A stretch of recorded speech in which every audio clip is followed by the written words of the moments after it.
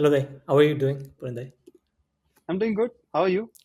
I'm doing good. The first time we are recording this from different countries, so hopefully Yeah. for good things to come in the future. It's been very powerful 4 5 last weeks since we last recorded. So a lot to unpack and see where it goes. But then again, so great to come and chat with you and then see like how things are getting built in the post AI world. So let's start here. Things are moving very fast in the AI world. hmm Do you see any very specific signal that is changing the way we are building tech products or people are building tech products?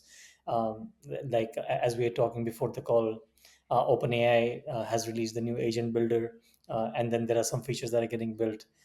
How do you see the new landscape now? Because it is drastically changed. hmm It's drastically changed, and I think OpenAI entering this market was, I think, a surprise for a lot of people, right? Everybody thought that like OpenAI was going to leave this layer for the N8Ns and the Zapiers of the world while they build they sell their tokens and the automation layer, the UI layer, others can build, right? The only UI Yeah. layer they would do was ChatGPT. But Mhm. then I think some of the stuff and even the like it's just insane how close technology in the technology interface has become to conversations, right? Mhm. Like you would normally like tag, for example, I would tag Alok Khatri in a WhatsApp group conversation to bring something to your attention, and you Yeah. would get a notification. And now being able to tag apps, Yeah. specific apps, right? So Yeah. so more and more the way I see it is the way we use apps is fundamentally completely going to change, right? Mhm. And I think this consolidation of apps, there was this whole like kind of dispersal of SaaS where almost this micro SaaS movement took over, right? People were like, everybody was starting the SaaS. And then I think Microsoft Teams was the product that kind of went back to one software does all Mhm. kind of stuff. It brought everything together in one place again. And I think that kind of started it all. And now Mhm. OpenAI is building one more layer, right? It's kind of adding the chat layer on top of every app that you've used. So it's going to be insane. I think the companies that have already built the infrastructure for connect their apps through MCPs or through these modern agentic protocols, they are going to have a party. If you Yeah. have customer data in your system already, you're going to win big. But Mhm. as a startup, you don't have data, right? That's the Yeah. challenge. Yeah. Is you don't have that lock in. Yeah. And now, how do you build that lock in when the companies that already have that lock in are benefiting, kind of have that network effect? Mhm. Like I think it's like the social media effect for B2B, right? These kind of the Okay. kind of integrations that ChatGPT built is you have this network effect phenomenon in social media where you say, okay, every person you add increases the value of the network, right? Mhm. I think that effect we are going to see in B2B now, where every data point you own increases the value of the software because once that data gets exposed through the agentic layer or through this conversational Mhm. layer, it becomes even more powerful.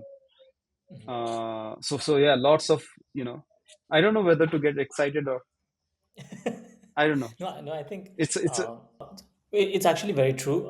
Like I think because recently we've been part of the INSEAD Venture Lab, where there are a lot of AI founders all around the world building very different kinds of products, and it is not clear on what is the direction that needs to be get built. One thing that we are having a lot of conversations around is that it makes a lot of sense to look into workflows, look into problems for legacy industries, things places where there are not a lot of tech that would need a lot of human resource and a lot and very less decision making. So let's say, for example, things that are getting done in a very clerical way getting passed by people who are just looking at some different SOPs or decision making processes to actually move forward. Those kind of things can actually be built with agentic AI a lot more faster, and then we saw a lot of businesses building a lot of value or capturing a lot of value just by building those kind of products. And that seems to be the direction that a lot of startups are taking. But when we look at bigger problems, let's say for example automation, like it almost actually felt like companies are building it and they are showing what is possible. I remember this analogy that Varun Maya gave in one of his videos, that is it's almost like a poker, and then you open your card, and you open your card and then everyone knows what you have, and then everyone Hmm. sees if they want to go in that direction or build or not, and then someone else opens a card. And I think as we mentioned initially, for OpenAI and the organizations that are building large language models and foundation models, it probably was about how do we get build the best foundation model over there. But then as we see a lot of value being captured by companies that are building services on top of these foundation models, we see a new trend where the foundation models are creating new interfaces, new technology to actually build it. Does it so that brings us to the question that does it make sense to build a very uh, futuristic edtech startup or a futuristic finance startup right now, or is it a better bet to actually go and start becoming a service company that is using AI to uh, deliver to a lot of clients? Because in that sense, you have a lot of insights on the workflow and then the customer data, and then the Yeah. insight into the actual problem. That has been a huge conversation that I've been a part of over the last 4 or 5 years, and then I see a lot of merit into it. Yeah.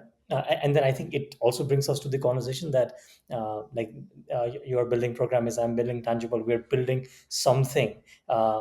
that could really get affected by the direction of the technology. I don't know what you were thinking with the direction of program, especially when the agent kit came out, and the direction that we are already seeing in this direction, especially with playground and the new things that we have in programs.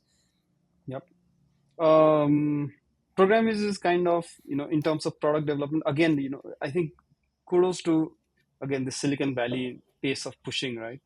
Uh, I, I remember I was talking to you about something similar where like there's a visual way of adding blocks and then that gets mapped to code and you can run it, like you can save it, all of Yeah, that. And by the time I'm talking about it, Sam Altman has already built it and deployed it to millions of users, right? yeah, So it's just the pace at which Silicon Valley operates is just insane. We can yeah, just think about things, and by the time we are done thinking yeah, and celebrating our holidays, yeah, they've already deployed and they're running in production, right?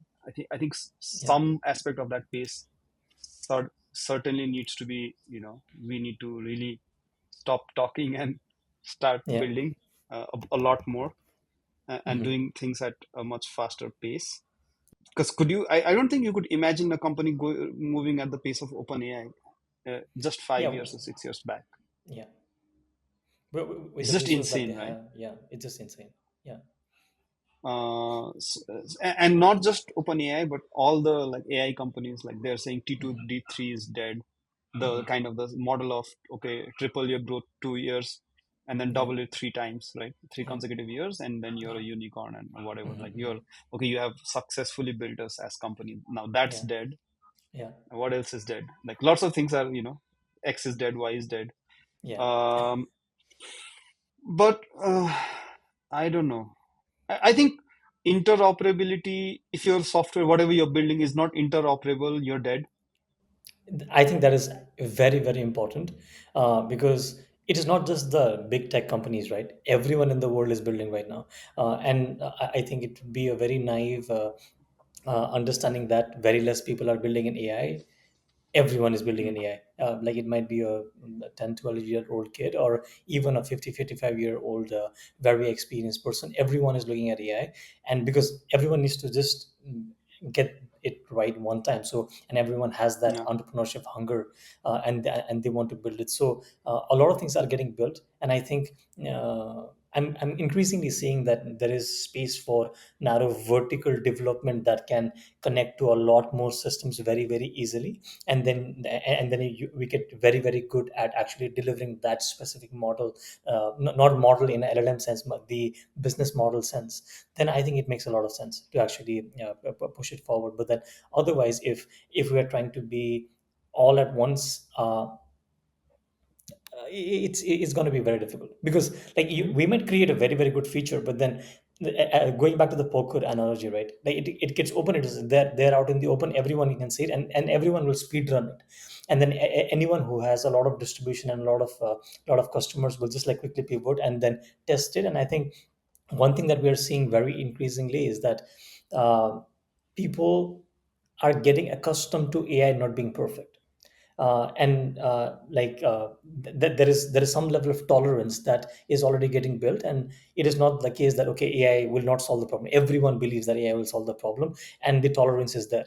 We see in very large masses now. So what the dynamic that I see that changing is that as people are getting tolerant, people are building, people are putting a lot of trust on AI, and then more things will get built. So in that process, like my thesis right now, as of October 2025, is that Mhm. find that one space where you can really specialize and just build that. That is the direction that we had to like really restructure the way we were working in Tangible as well over the past 4 or 5 weeks. That is how we've been operating as well. And I think Google doesn't get talked about enough for a change. Yeah, yeah, It's refreshing to see some other company taking the spotlight other than the Microsofts and the Googles of the world, yeah, right? yeah. But they've been building really neat tools for education in the last like few months. Yes, Hmm. I don't remember the name of the tool, but there was this tool they launched I think few days back where you can upload a book, and Yeah, based on the book it creates a personalized kind of learning yeah. space Hmm. for you. It will quiz you, kind of, it will create Yeah, flashcards, all of that, right? So yeah, starting from yeah, something from kind of a traditional learning material, and automatically using the power of AI to turn it into this interactive yeah, uh, thing that evolves based on your ability to grasp, right? We've talked about this before. Like it's just insane, right? Like what value does Programiz provide when you can upload a Python book and have that Google software build the personalized experience for you, other than the last piece which probably Google won't do, or which we're just waiting for Google to crack, is the project side. So really, if you don't have real users and network effects between users built into your application, you are always at risk of being eaten up by Google, right? Or yeah, by the open AIs and the Googles of the world. So yeah. it's just, yeah, it's just crazy how fast things are moving. And Google Mhm, definitely is doing some lots of interesting things in the education space. Because mhm, another tool that they like, obviously NotebookLM is just crazy, right? It's just mhm. insane what they've built. So Yeah, that stack that they're building is upload all the resources you have to us, yeah, and then we will create a personal like podcast for you. We will quiz you. We will create the flashcards. We yeah. will create this entire kind of learning experience for you. That space Mhm, is really interesting, and it's a question of how far can we push personalization in education. So that is yeah. something that I am watching right now. Mhm. But uh, one thing that is not clear to me yet is that so when something becomes very abundant, the distinction becomes critical. How does one differentiate between the different levels of learning Python? And that is something that I have not seen yet on in terms of, let's say, like Google is creating NotebookLM. We can upload a lot of things over there, and then a lot of those things can get very, there is one level of personalization for sure. I want to study this way. I want to study that. I want to study with podcasts. I want to study with flashcards. I want to study with notes. That level of personalization is there. Obviously the content level of personalization might not be there, but then these things are just inevitable in the way they are. But then what I'm really interested in is that, let's say, if both of us are saying that we learned Python from, let's say, you learned from mhm. ChatGPT, I learned from Gemini. How do I produce signal when everyone is doing it? And then there are more and more people accustomed to Right. that. It's almost like everyone knows how to speak English. Then what is the signal producing element that I know at this level, I know at that level. This is the kind of problem that I can solve with Python, or maybe if Right. that is a And, relevant and question or not. and this is something that a friend of mine faced. So he hired someone because that person was like very good with English, right? He was very Hmm. confident, you know. He kind of used to read novels and stuff. So he made that hire, and that person gave my friend hell later on. Hmm. Okay. He created a Okay. lot of problems. Yeah. And one of the things that, he was, that friend was sharing the story of this person's hiring and kind of Hmm. subsequent unsuccessful firing, Yeah. or Okay. like something went wrong there. But one Okay. of the things that he mentioned was, Puneet, English is not the same as communication, Hmm. Okay. right? Yeah. Yeah. I think that is a profound statement. Is being good in English does not mean you're good at communication. Uh, just like that, like I can find many people who obviously can speak much better in English than me. Yeah. Uh, but you know, for example, when it comes to marketing, I don't see a lot of people who have that framework or that Hmm. clarity in terms of Hmm. what marketing is supposed to do Hmm. and how you test success, right? How Yeah. patient you have to be. So the domain knowledge, the experience, all of Hmm. that. So tactics, yes, you can, do pieces of it using AI, automate some of this. And I don't know, like I'm not an automation geek. I think that's the problem with me. Uh, and I've mentioned this before as well. Hmm. Is I think I talked about going to Siliguri in India, West Bengal in India, Yeah. right? And Yeah. you don't even day to day you don't even see that the last 5 years Hmm. have changed anything. It's still the Hmm. cows on the road and the auto rickshaws and the hand drawn, you know, Hmm. carts and all that, right? Um, so the place in which you live has a profound impact on your attitude towards technology. Hmm.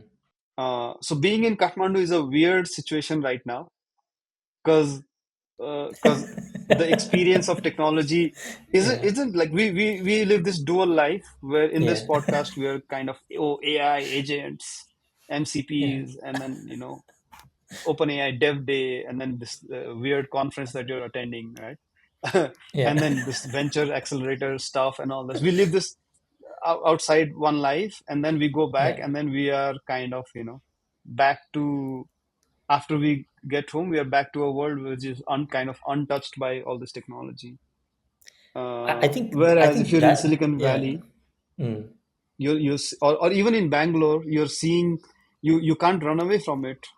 Uh, Yeah. and then you hear so much about technology. I don't know. So I think I'm at a point where I'm almost feeling anxious that I should be in Bangalore or somewhere where the technology has impact on real day-to-day life Yeah. Yeah. much more, Yeah. and we don't have to live this dual life as founders.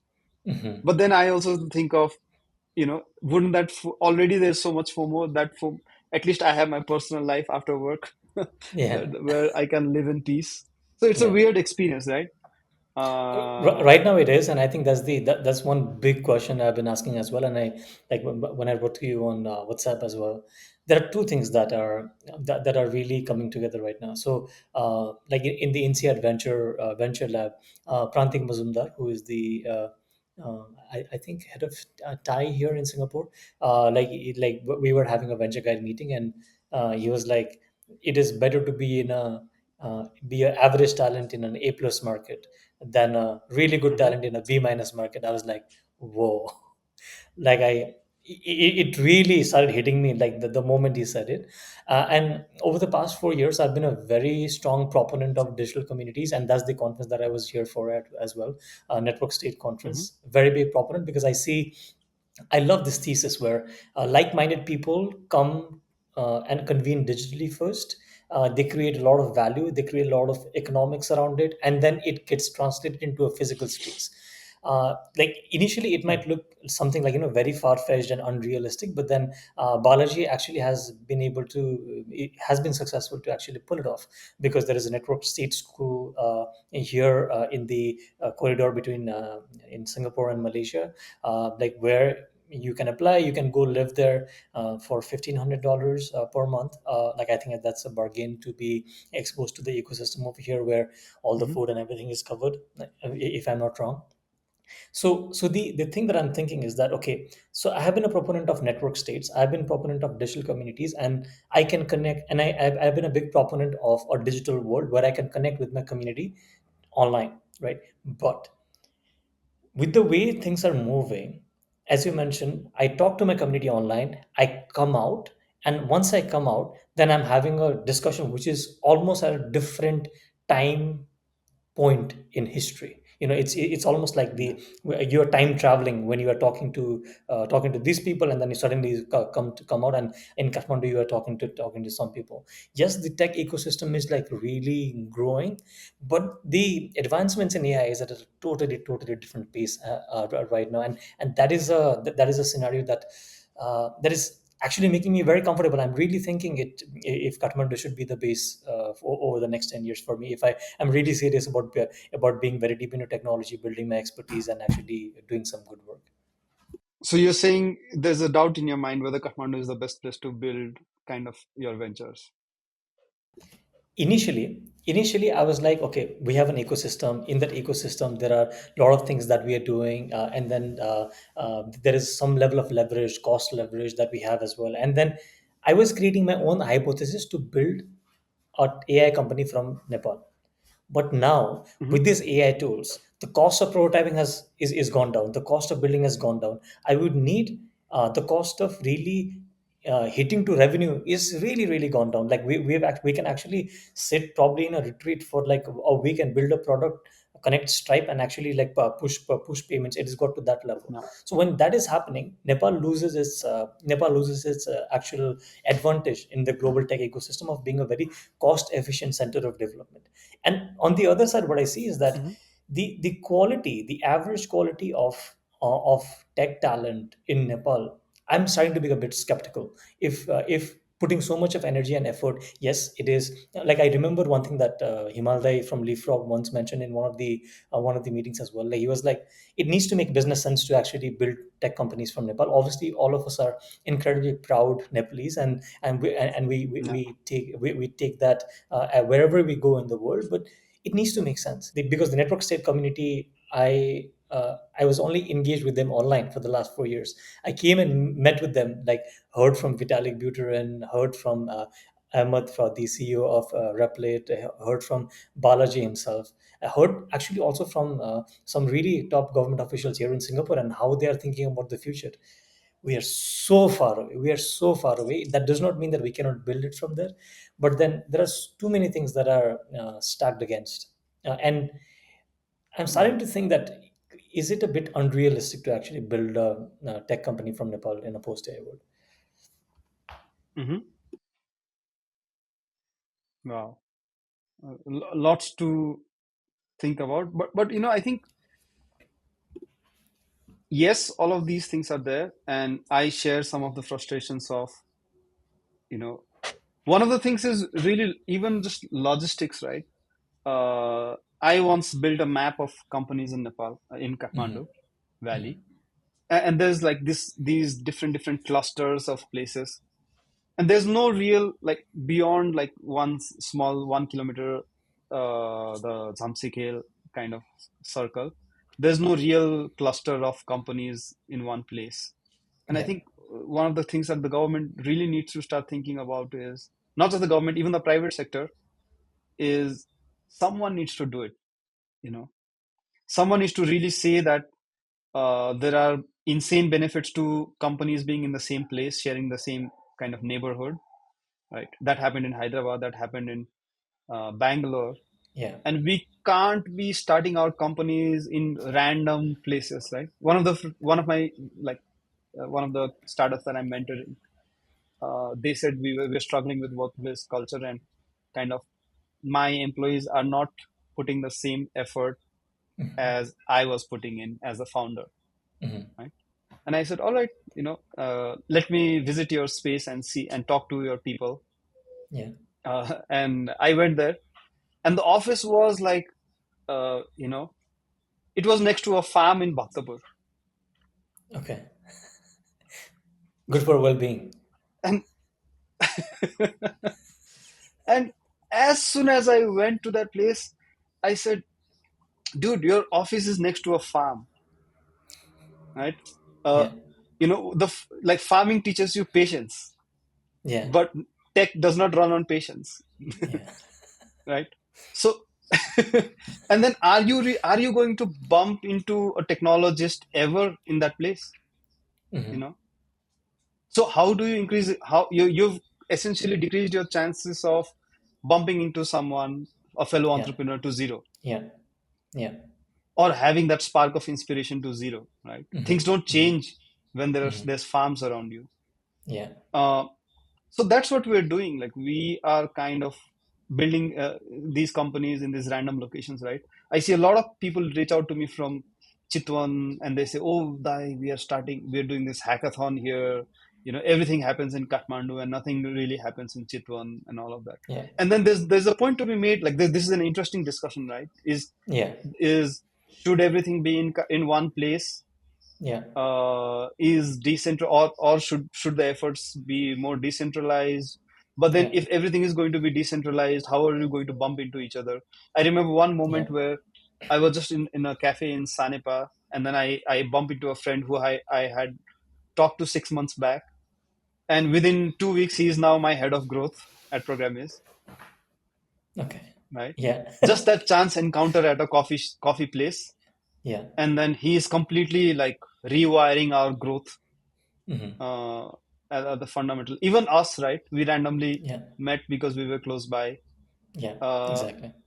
so so And it so actually developed unless when sorry, I was like, it and then we actually have this developed partnership together. yeah, and then it actually developed when I actually came and spent a lot of time over there, because it's a different energy, right? It's a different energy, and that makes sense. When you say hackathon, like I think I might be a bit brutal at this, but then I think I've never said this, but I think we need to stop doing cute stuff in Nepal, in the tech ecosystem of Nepal. I mean, like, yes, like some events and everything, but then what is it transpiring to? Like, what is it leading to? Like, how do we become globally competitive with doing cute stuff? And I think that is something that 100%, yeah, yeah. 100%. I'm- I love that. We need to stop doing this cutes. And I think it's yeah. all the INGOs that taught us this. Hmm. They We learned all the wrong things Hmm. from when we were an underdeveloped country, and Hmm. running on the support of all these international organizations. Yeah. We started like all the everything had to be done in a hotel, Hmm. right? Yeah. Yeah. For it to be legit, for you to find sponsors. And I don't Hmm. understand why you're even looking for sponsors. Why do you need money to organize a hackathon? Like, it's just ridiculous, right?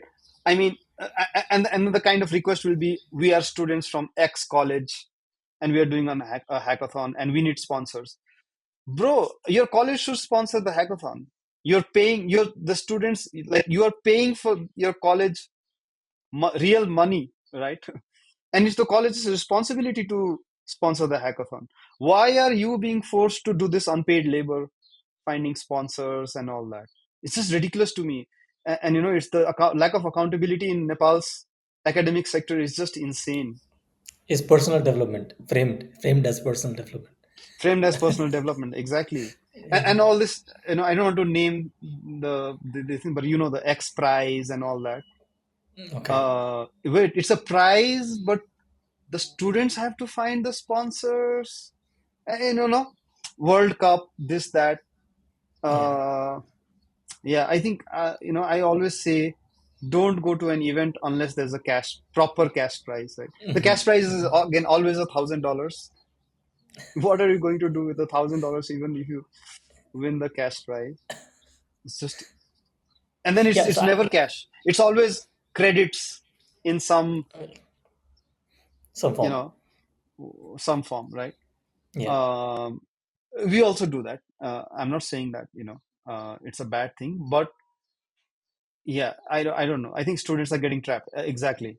No, I I think agree with you. we have done that in some sense, and that's probably where we see there is very little value to actually doing those kind of things. But then what I'm also trying to get to is that there are like we are very connected internet wise. If we can find a way to actually create the community in Nepal, that might make sense as well. But then I think once you start paying attention to the bigger problems that internet, AI, and digital communities can actually solve, then I think we start looking at very problems in a different lens. And I think that is something that students should definitely do. Okay. Uh, and as we talked about, network state was a part of this conference recently here in Singapore, and uh, it is just it is one thing that seen is that there will be enough people who will care for bigger problems. It is just about how we create content, reach to them, tell them the story, be a part of it.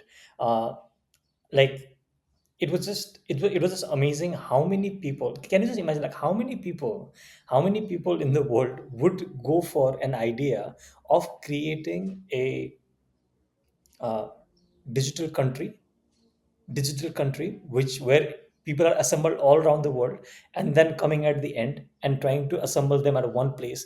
And the idea over there is that they want to be they want to be like-minded, they want to be open-minded, they want to build new stuff. It is almost like you choosing your own Hmm. country, right?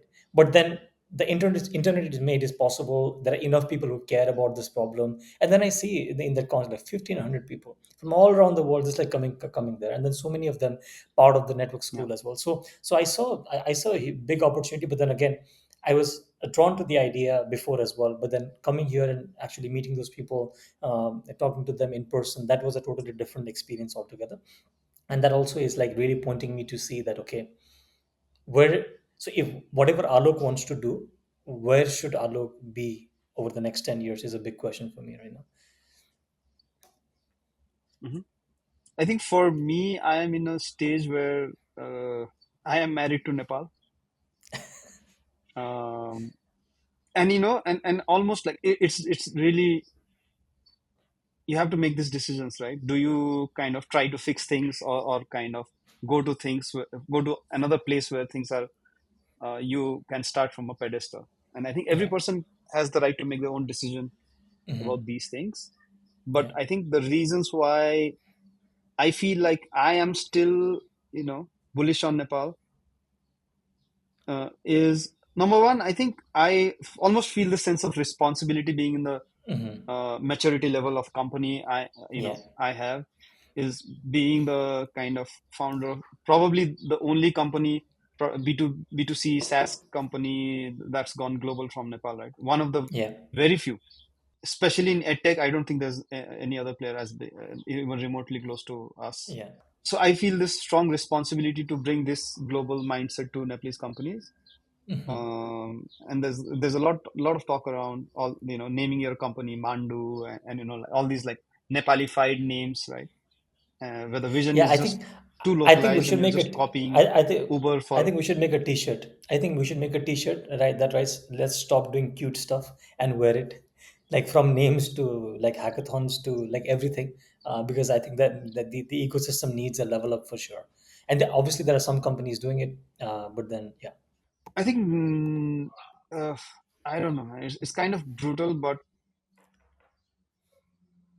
we lost somewhere. Like, take an average business student from any top business school in Nepal Hmm. right now. Yeah. I'm not talking about the technical right now. Now let's go to Yeah. the business, because they have a big role in supporting startups as well. Who will do the Yeah. business development? Who will do the sales? Who will do the marketing? If Yeah. you know, all the engineers are tired of doing that, right? Yeah. Uh, Go to any top B school in Nepal, grab an MBA graduate, and ask them very basic questions about Hmm. marketing. Very Yeah. basic questions. Yeah. Zit. They won't know shit, right? Hmm. So I think there's also a question of, even because the engineering often gets blamed, the engineering fraternity often gets most of the blame, or the government gets most of the blame when we talk about startups. But if you look at the B schools, they have failed even worse, in my opinion. Look at all the all the companies, all the tech companies, it's not the B school people like leading any tech company right now, right? I Yeah, mean, we desperately need the equivalent of an IIM in Nepal, I feel. yeah, we definitely need, yeah. And I think one thing that we are definitely seeing is that, sorry to cut you off, is that the importance of elite institutions, I see the significance is growing. Because like initially the narrative was around you might not need a degree from there, and then you might like self-educate, solve problems and things like that. But that is creating an even murkier signal of who is good enough. And at least the institutions have a environment in which, one, they can get nurtured, but second, they also select very meticulously. And then that produces a strong enough signal, okay, this person might be good enough. Because, and I think, like, I see a big separation of elite institutions and nothing in between, being eaten up by all the edtech edtech systems, and then virtual learning opportunities coming into place. Right. And like I was just talking to one of my cousins. He tried for IITs, could not get into one, got Mhm. a kind of an average NIT, right? And, Mhm. and this stuff almost becomes like it's such a big mental game in India, Yeah. right? It's almost a caste system in parallel. Uh, which college you go to, which branch you get, right? Which college you get, what JE rank you get. I mean, it's just so ridiculous. Hmm. Uh, all this almost this like trophy, everything becomes a trophy in India, right? Yeah. So, anyways, so I was talking to him, Hmm. and he was really concerned about this. He had just joined, and he could not Hmm. get computer science. He got electrical engineering, and he was so obsessed with the idea that coding is no longer going to be a career, or there is not going to be a career in any field. Okay. Okay. Is just the Silicon Valley Kool-Aid has completely entered the minds of young students. I have a big problem with And as that. you said, right, I have a big Yeah. problem with that as well. And then uh, that poor student, right? Yeah. And I told him, I tried to talk him out of it, right? Yeah. I told him, all you need to do is, in these 4 years, Yeah. get into the habit of learning new things. Hmm. It doesn't matter if none of the things you learn in those 4 years is relevant, Yeah. right? Doesn't matter if you are into electrical or electronics or computer science. If you have the habit of, like, if you can, hone this habit of, I geek out about a topic on Friday, and by Hmm. Monday, I have read a book about it. I have Yeah. listened to a few podcasts. I have done like bit of research, right? Patient learning, Hmm. not summarized learning like we talked about, right? Like you can ask Yeah. ChatGPT a few questions and you can devour the answers, but more patient learning. If you can get into that habit, you're future proof, right? Yeah. Uh, it was extremely hard for me to explain that concept to him. Hmm. He's Hmm. like, but no, but like, what if my peers are reading the summaries and they're faster than me, Hmm. right? And what's even the point of reading the book if ChatGPT can summarize it for me, right? Hmm. So Yeah. this kind of this obsession with summarized learning, it's so dangerous. It's so Yeah. scary. Uh, if the new generation is not going to read books at all, Yeah. and depend on flashcards again, this flashcardization of Hmm. education, which we are also part of, right? Yeah. One of the key decisions we made when we were building Programiz Pro was we kind of designed the interface to look like very much like Instagram stories where there's Hmm. bite-sized lessons, and we Okay. proudly kind of talk about that as a feature Feature. on the Hmm. website, right? But I don't know, like, Hmm. uh, is it a good thing to bite size your education or bite size your Yeah, learning or I, summarize your I think learning? the biggest problem with like learning and teaching and learning, in my perspective, was always relatability, right? Let's say, for example, if I relate to something, if I'm curious about something, and that is exactly at the difficulty level of where I am right now, then I will not know how much time I spent on it. uh, if I get really interested about, let's say, network state, then it might be 3 4 days, like 10 days, a month, 2 months. I would not care about the time that I spent on it because I'm relating to it. I'm having marginal gains over it, marginal gains in understanding the real problem is this. I don't think the real problem is on the bite size and then the summarization of it, because like I've seen one very clear experience in my life. So I did Ironman. So once I did Ironman, I was like to get to Ironman, you'll have to do some level of physical endurance activity and everything. After that, I started relaxing a bit, and I was like, I know, like if I want to, in 2 months I can get to the same, and then 2 months become 4 months, 6 months, 8 months, and then suddenly the physical structure that I started having as an individual really changed, because on the back of the mind I was like, I can always do it. I can always do it because I've done it. I know the process, but then I'm not executing it. I think the similar kind of analogy is what I'm seeing with summarized learning, because I know ChatGPT, I can put it there, like it'll give me at the end, but I'm not putting intentional effort. And if there is no intentional effort, there is no growth. It is just very natural if we are not putting intentional effort in a specific direction. So in this entire idea of how AI is going to affect education, I think the core idea is around how do we increase relatability of the core concepts that people need to learn to where they are. Because once we solve that bit of a problem, then I think people will just spend a lot of time, and then because you get to a flow state. Right. And, this goes back to the point of, like take someone like Shah Rukh Khan, right? Bollywood actor, one of the most hardworking people on earth, Yeah, right? Uh, if he puts his mind to I will learn to code, yeah, in 2 years he will be one of the best developers ever. He will be better than people who have spent 10 years learning to code, yeah. right? Because he has gone through the process of Agreed. owning a craft so many times. So it doesn't really matter. Yeah, Like it's just that how, and that's the role of college, right? That you kind of recursively make a student yeah, go through, like, every subject yeah, in a semester is like that, repeating that yeah, process of owning a craft from yeah, scratch, and then they get to a certain level, yeah, and then they start another yeah. subject from scratch, then they're again studying certain subjects from scratch, and then there's this Hmm. interdependency, but Hmm. this practice of constantly Yeah. gaining mastery over a subject in a short period of time, and then testing that mastery, that loop. And if that loop Hmm. breaks, I don't know what's going to happen. That loop is Yeah, definitely broken, because every student in the world is now using ChatGPT for yeah. their assignments. That struggle is gone. So I don't know. Hmm. I don't know. Hmm. Like, maybe we have, and I was on a podcast called the Levels Okay, podcast okay. recently. So one of the and the podcast was around gamification, right? And one of the things Hmm. that they talked about was the idea of gamification, like for example, a leaderboard. They are building something called a social Yeah, leaderboard. So leaderboard yeah, doesn't make yeah. It does sense make sense. unless it has Yeah. my friends on it. The ideas of this, like, Hmm. social connections come into play on top of this AI Hmm. based learning. I think that might be the next step. Just like I am motivated to Hmm. post on Instagram Hmm. because my friends will like and comment on it. Maybe I'm motivated to, and that's what Duolingo did, but Yeah, yeah. add the AI layer on top of it. Duolingo was very specific Hmm. to languages, right? Like what if you could Yeah, create a Duolingo yeah, for anything by just yeah, uploading a book, right?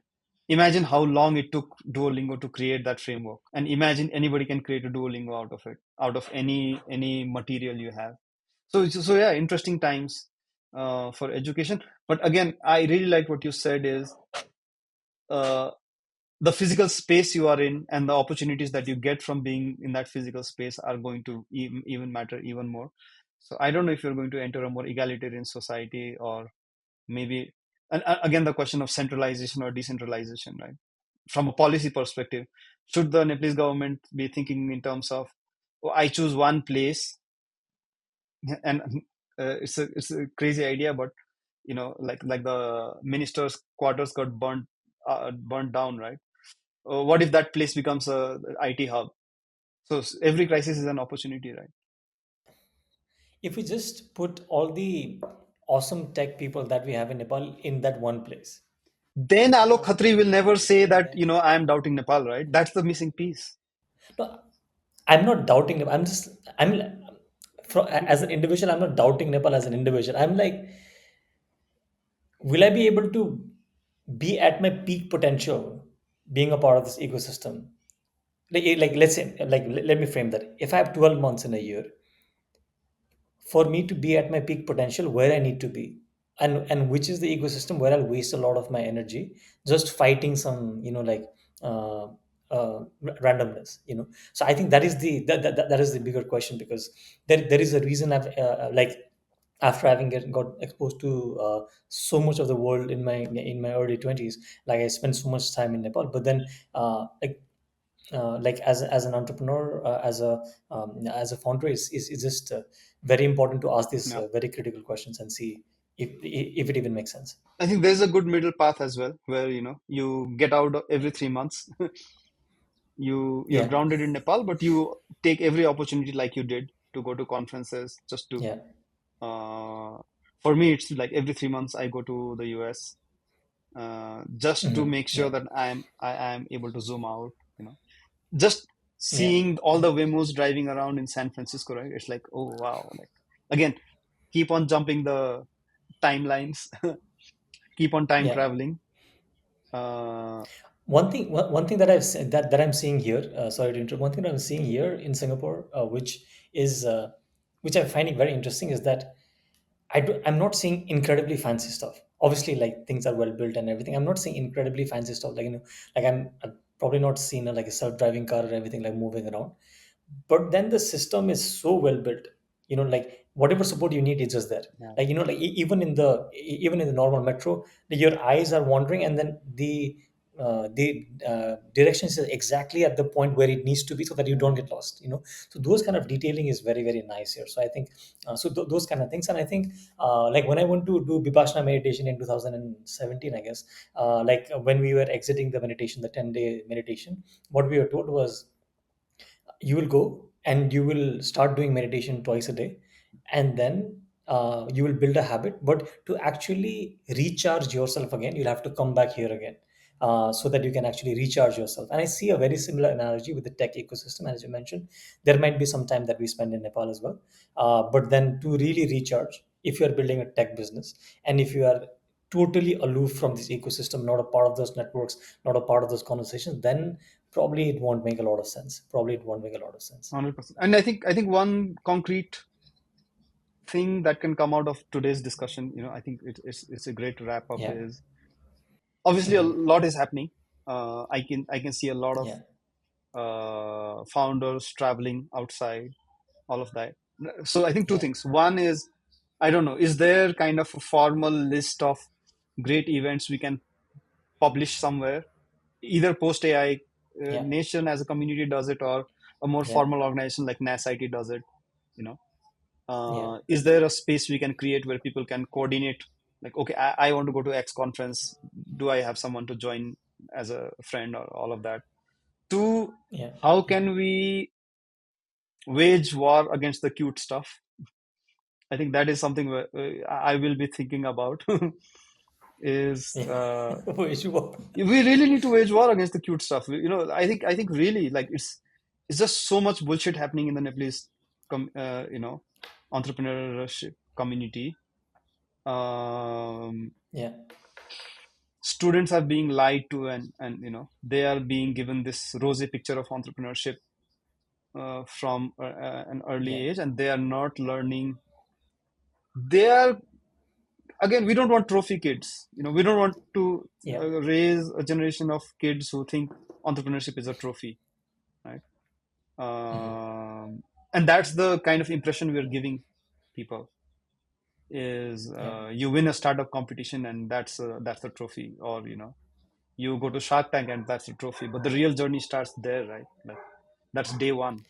But our society values that a lot. As you mentioned, what happened to your entire struggle of building programmers, and then suddenly when the media attention came in, and everyone in the society is coming to you and telling you that, oh, congratulations, things that, but then no one is really supporting, or like even saying some good words when you're actually building. Yeah, yeah. Things will change. I think things are already changing. Yeah. One of the things that and I think we can wrap up on this note, is even Yeah. for India, I think the IPL, like more than Shark Tank India, I think IPL was that moment where Indians were like, oh, we can get international people to play on our grounds for our teams. yeah, Like this guy, yeah, this Australian great cricketer, right, who's the captain of the team of the Australian international cricket team, is playing for yeah, kind of for a Delhi or for a Hyderabad, right? I think that was India's moment where they are like, oh, we are now a superpower. Like we are equals in every respect. hmm, I think that yeah, some aspect of that uh, you know that edge or that fighting spirit will come from tech itself, but a lot of yeah, it will also come from popular culture, and obviously sports has a huge grounding on popular culture. So maybe the kind of like to get to a point where again Alok Khatri is like, okay, maybe Nepal is a great place to build is NPL, something like an NPL becomes really huge, and we hmm, get that confidence that we don't have to be kind of corporate slaves to international companies, right? yeah, Or we don't yeah. have to build. And it won't take that long for us because it's a very small place to actually curate, and there are incredible people who can actually do it. This is just one last thing before we end. Uh, this is what I've been thinking. Let's say from a network state analogy, right? Let's say, for example, Nepalese people, very, very competent Nepalese people, forming a digital nation, and that creating a lot of activity. It might be VC activity, it might be education activity, creating it online, and probably there being an idea of or Nepal with all of this digital community translating into how there could be a network state. I see a possibility for that. I see I the don't know, opposite. like I see how. the opposite. I see the Yeah, opposite. Okay, I see the okay, opposite. If okay, if if the tech ecosystem could do one thing today, Nepalese tech ecosystem okay. could do one thing today, is unless you're working in a very like confidential business where you Yeah. like certain policies don't allow you to work from outside of office, I would like to request this Mm. podcast to every engineer to start working more from cafes, because the Okay. visibility is just not there. Yeah. Right, that cultural Yeah. moment needs to start where like you go to a cafe and you're like, something happens when you see 5 or 6 people working from their laptops in a cafe. I think Yeah. that we are not seeing. the Yeah. the tech ecosystem has been so spread out and being built again, next to a farm in Bhaktapur, right? Yeah. The tech ecosystem is so spread out and so not out in the open, and tech needs to Yeah. be made cool, right? I think one of the things that Yeah. I've been thinking about a lot is, can I reimburse my employees if they're going to work from cafes? I know it's going to be a cost, Okay. but I'm really thinking about what might be the Yeah. benefit. At least they'll get out of the building, Hmm. they might bump into someone, Yeah. right? And Yeah. overall the ecosystem benefits from this kind of a policy, right? Yeah. So I don't know, like maybe 5 companies in the Jamsikal area talk to a cafe and say, "Oh, our employees get 30% discount, and let's turn this cafe into a kind of a startup cafe," right? Hmm. I don't know. So Hmm. these little interventions we need to Not in think the about, cute way. not big things, but really these. And Yeah. this is not the cute stuff, right? This is real people working, Yeah. doing work from cafes. This is real stuff getting done, Yeah. real conversations happening, Yeah. and conversations between people who have the agency to act on it, not Yeah. students like you said, who are kind of Hmm. again the cute stuff being the hackathon, or this. Even the Yeah. worst thing in the world is an ideathon. It's just ridiculous. This needs to, and the prize stuff, right? Like you Yeah. build a cute PPT and then you win a prize, and then you become a part of the larger prize, and then No, but that's getting replaced with Gamma as well because now it's just a prompt. All of those I'm people. happy that part of things is getting replaced. Okay. Awesome. Awesome. Anything you would like to end with? No, great Because conversation. I think we can keep talking forever. But today, I think we today's touched on a today's lot of things, yeah, right? yeah, Especially in yeah. terms of Today's. where the Nepalese Mhm. ecosystem needs to be. I think some concrete things are in my mind already, especially the cafe thing. Okay. Let's think Yeah. about this, right? Yeah. Can we have Yeah. like one, I don't know, like just you and me? Can we schedule Yeah. sometime in the week where just maybe an hour a week where we are at a cafe, the same cafe every Yeah. time? Every time. Yeah. Just little Yeah. That's things, right? possible. That's very possible. Just little things, yeah. It doesn't need to And be. I mean, like it could be little things, but then not cute. not cute. We get work done during that time, obviously. Yeah, yeah, yeah, But yeah, yeah, yeah. war against the cute stuff. Great, love it. The thumbnail of this is going to be let's not do cute Let's not do stuff cute stuff. in Nepal. Okay, awesome. Thank you so much. I think this is nice. Really liking it. Like in the next one, we'll invite someone. But then, thank you so much everyone for listening All right, to this bye chat. bye. Thank you. Bye.